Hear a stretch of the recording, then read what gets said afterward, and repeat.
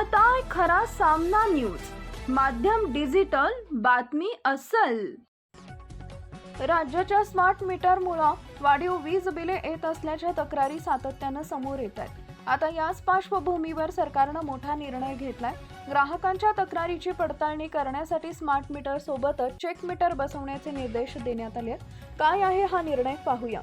Smart मीटरच्या अचूकतेबाबत ग्राहकांच्या वाढत्या तक्रारींची दखल घेत केंद्रीय मंत्री ऊर्जा मंत्रालयाने नवे निर्देश जारी केले आहेत। त्यानुसार महावितरणकडून राज्यातील किमान 5% ग्राहकांकडे प्रायोगिक तत्वावर चेक मीटर बसवले जाणार आहेत। ज्या ग्राहकांकडून स्मार्ट मीटरच्या रीडिंगबाबत किंवा वीज बिलाबाबत तक्रार येईल त्या ठिकाणी तातडीने चेक मीटर बसवले जाईल। हे मीटर सलग 3 महिने कार्यरत राहतील। या काळात स्मार्ट मीटर आणि चेक मीटरच्या रीडिंगची तुलना करून अचूकता तपासली जाईल। जर दोन्ही मीटरच्या रीडिंगमध्ये तफावत आढळली तर संबंधित एजन्सीवर कठोर कारवाई केली जाईल।